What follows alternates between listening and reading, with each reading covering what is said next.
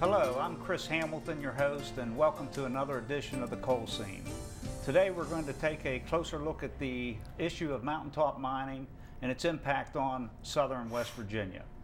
Joining me today are Art Kirkendall, who's the president of the Logan County Commission, and Roger Horton, a member of the United Mine Workers of America and president of a newly found group, Citizens for Coal, a group of coalfield residents who are working to diversify the area's economy while supporting the coal industry. Art, Roger, thanks so much for taking time to join us today.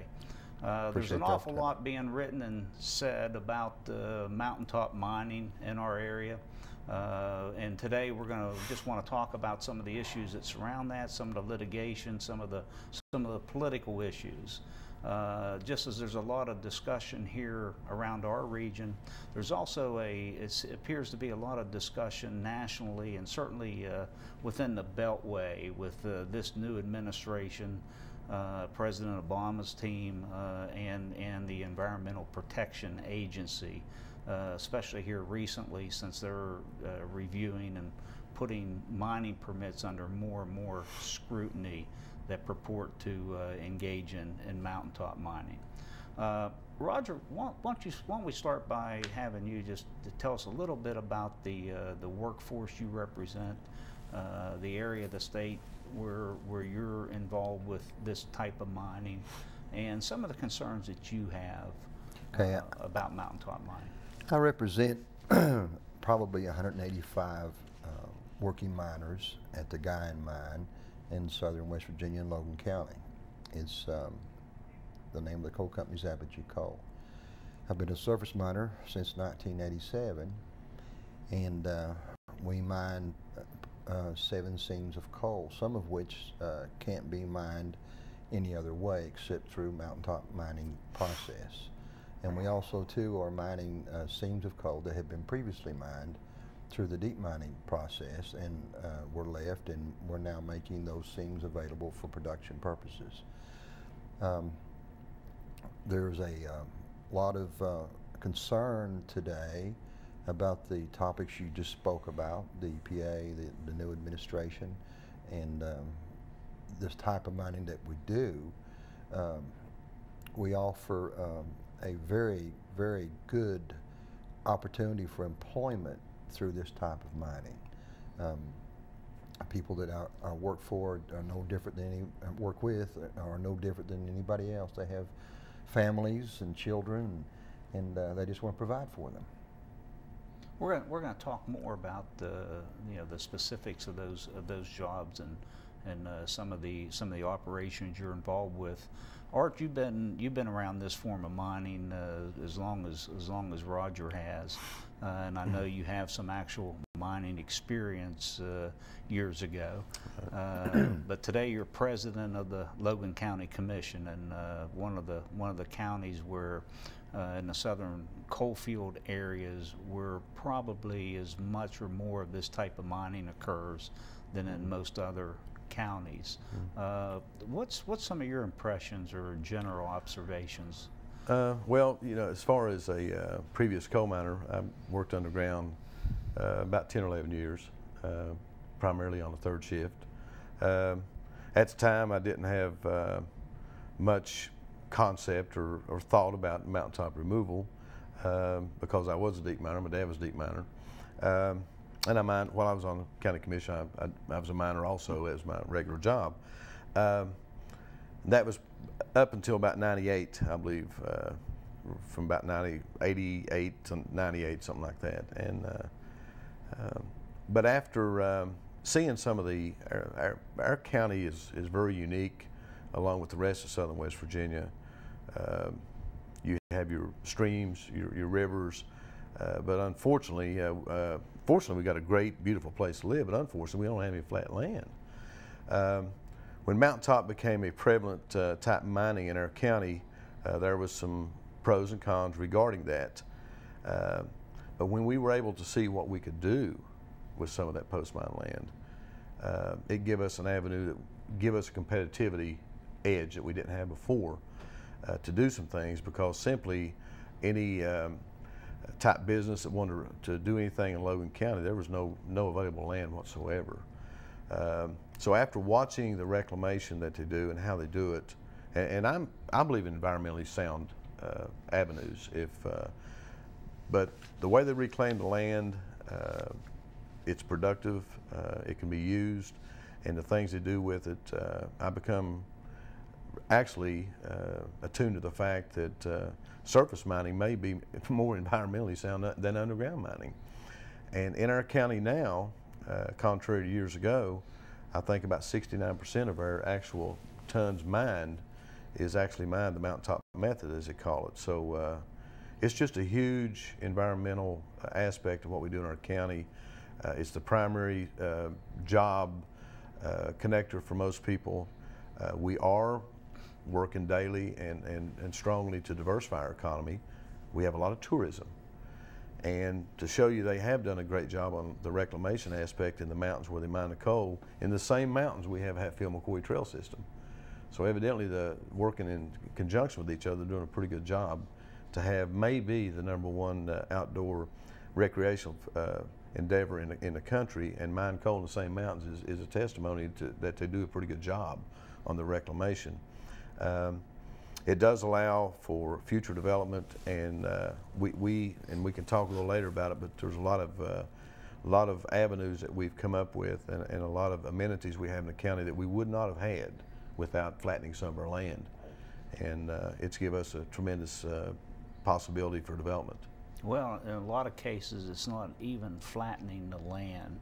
It's really more along the lines of reshaping, reconfiguring the land, so it supports a post-mine land initiative or project, so to speak of. A couple things. You mentioned a high percentage of coal that comes from mountaintop mining operations, or for that matter, surface mining operations. Years ago, the percentage of surface mined coal was always seemed to be around 20–25%. But on a statewide basis, I know today it's over 40%. That's of all surface mined coal. Of the 160 million tons of coal we produce as a state, over 40% of that comes from surface mining methods. That's a statewide figure. But when you go into some of the southern counties, as you mentioned, Logan County 70%, Boone County's close to that. I know, I think Clay County, where you have the large FOLA operation, I believe the percentage of surface mine coal is upwards of 80–85%, and the same with Webster and many other counties for that matter. Roger, you mentioned post-mine land use.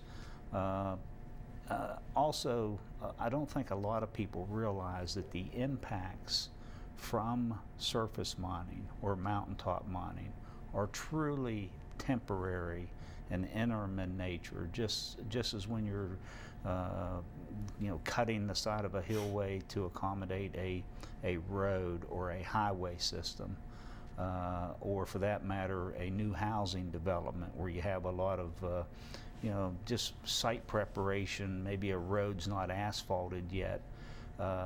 The transformation from those initial impacts to the final reclamation plan it's just something phenomenal to watch. Could you elaborate on that? It certainly is. Recently, my wife and I toured a site that she hadn't been on before, and it was at the Holden 22 mine area. And there they have a wood products plant, which is on post-mine land. It employs approximately 400 people.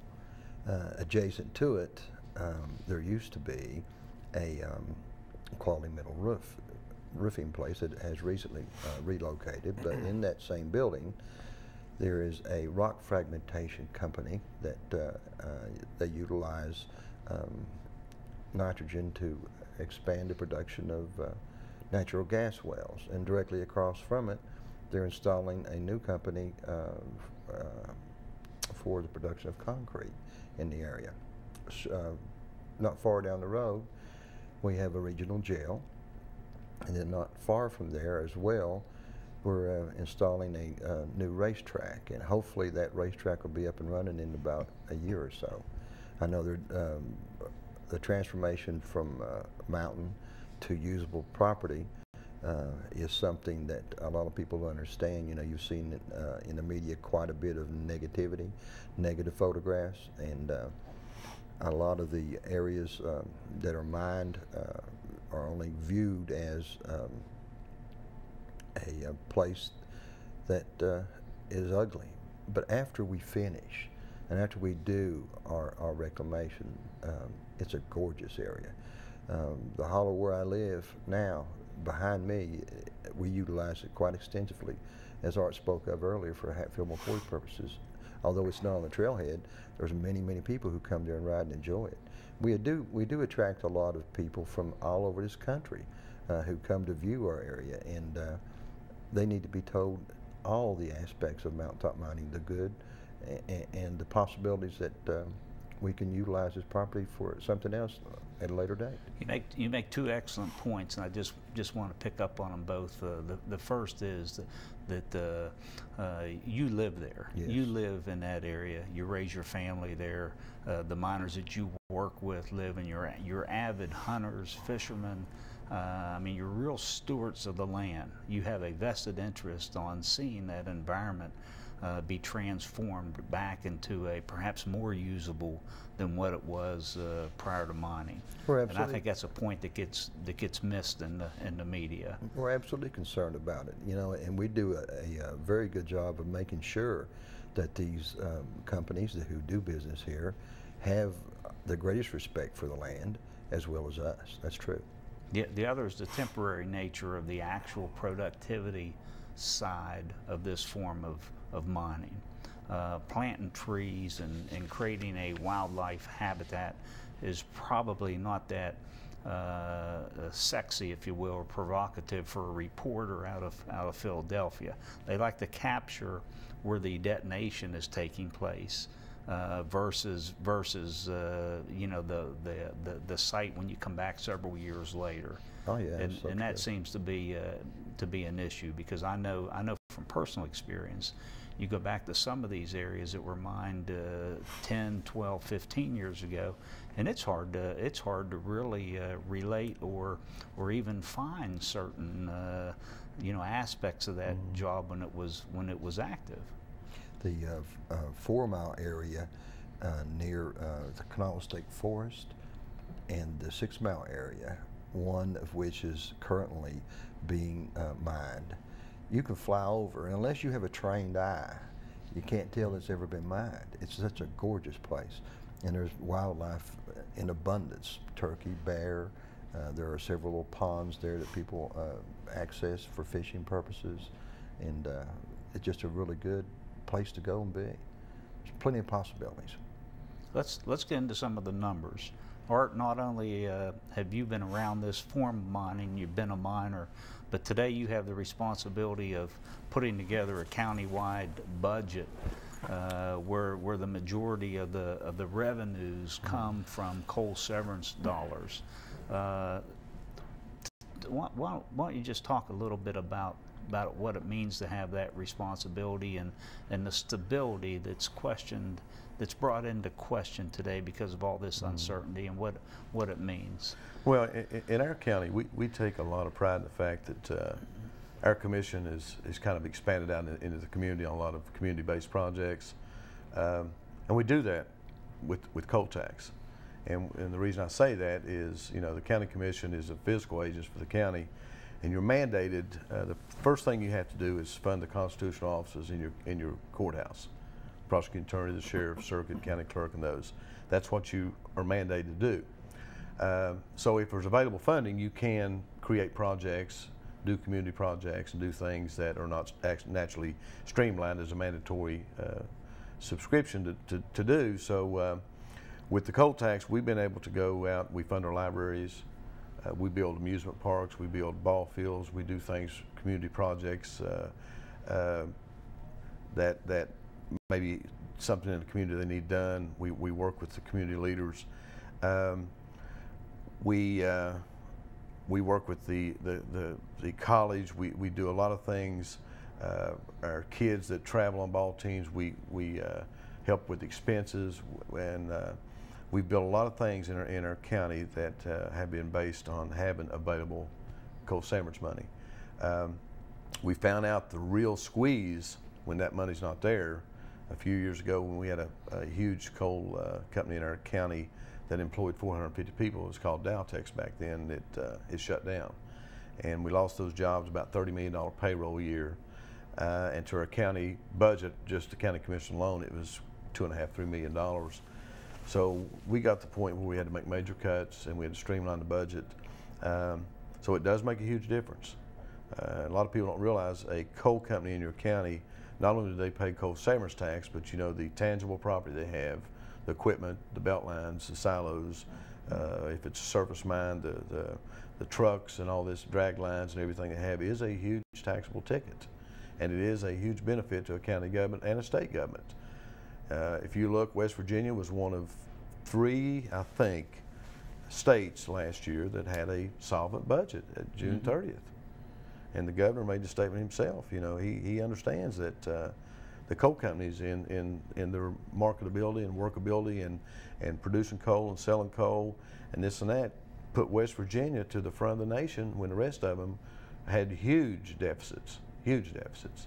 It's kind of interesting. We were doing a program here with Mark Muco, who's with the State Tax Department. Tax Department, and of course, Mark, no one understands the state budget and like revenues right. like Mark does. And when we had Mark on the show, I believe it was early January. The legislature was just convening, and we were projecting at that point about $150 million surplus.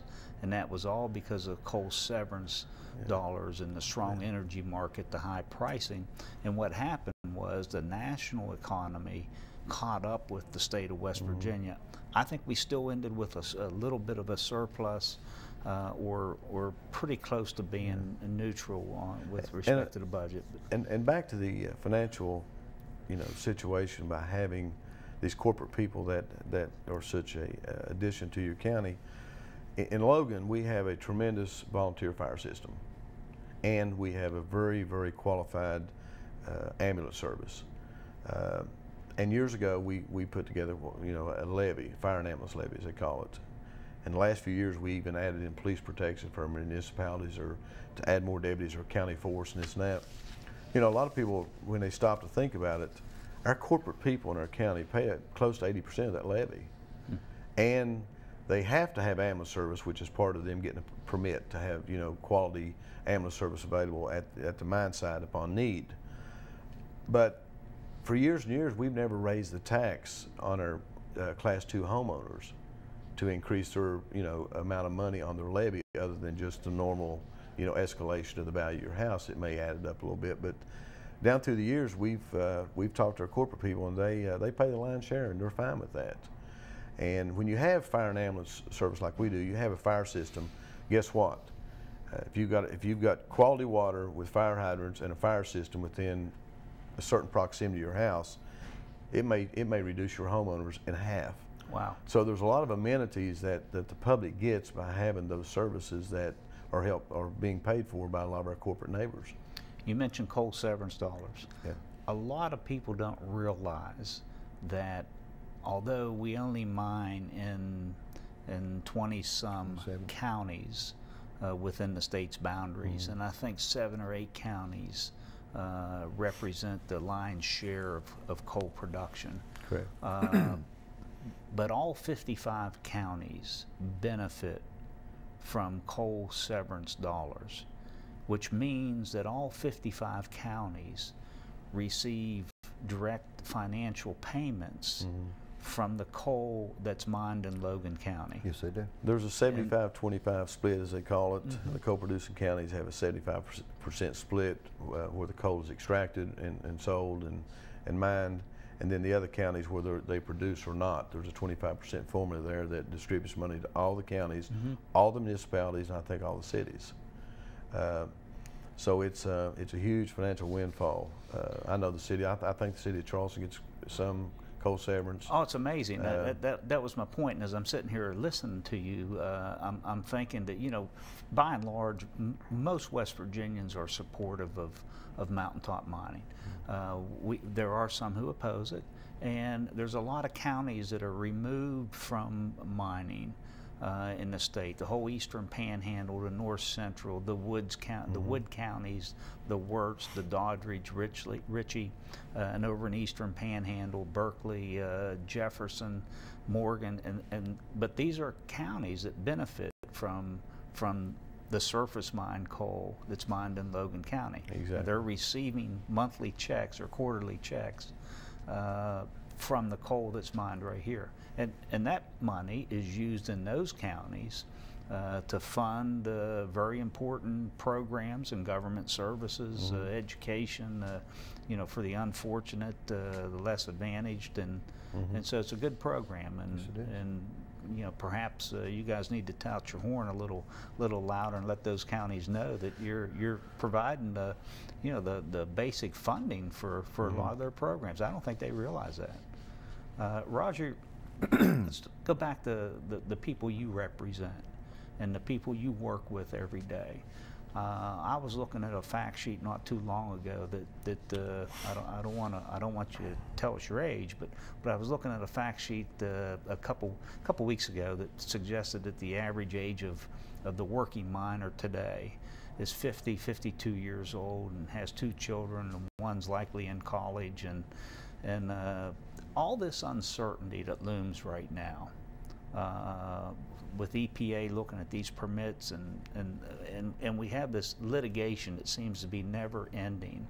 How does that affect the guys that you represent and work with every day? All the uncertainty. How can you plan? How can you? It's difficult, Chris.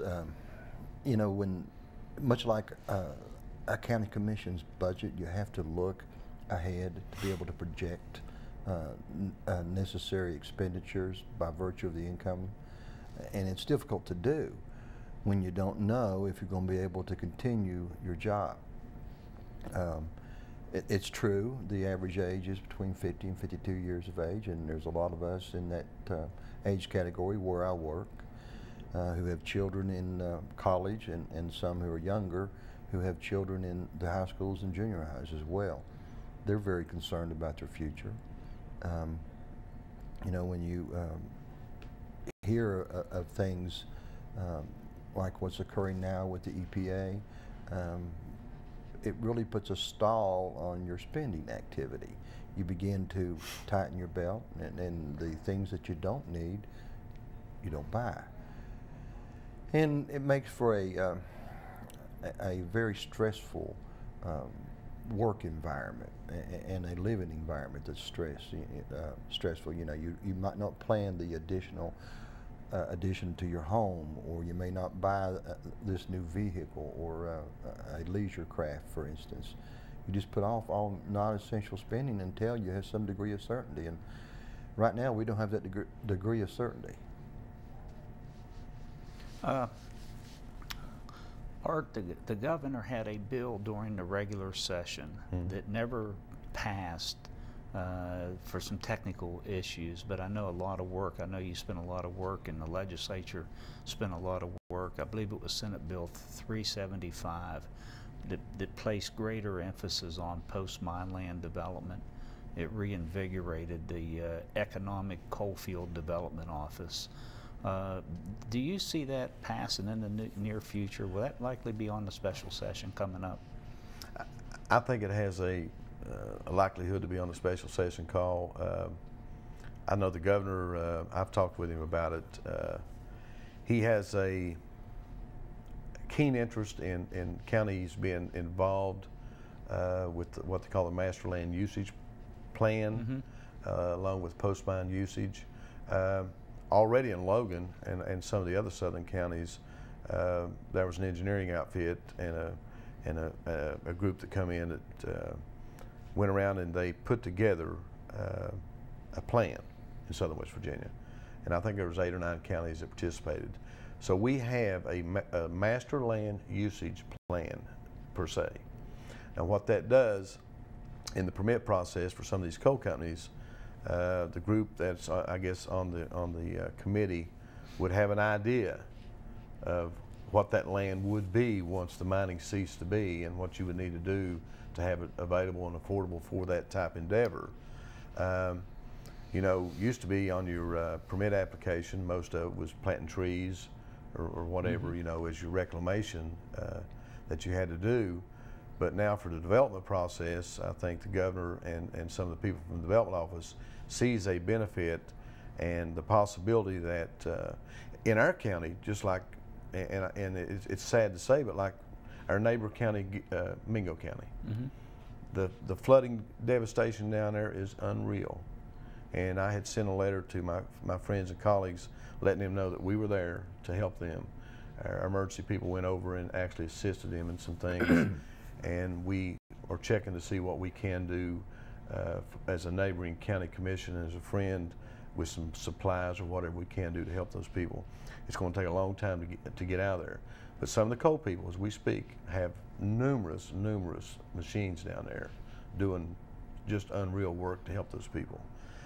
But, you know, right now, if we had a post-mine land section of property for affordable housing in some of these flooded areas, just think how great it would be if we took a community that had lost their livelihood, the ability for their homes to be there, and just simply have the infrastructure ready to go, and move the whole community to a place that will never flood again. An earlier draft of the bill that I saw, and the one that we were working with during the regular session, clearly provided for residential and road construction to be a part of post-mine land uses, which I think is very innovative, and you know, it only makes sense while you have the dozers and trucks removing and altering the land so that the mineral can be extracted. It only makes sense while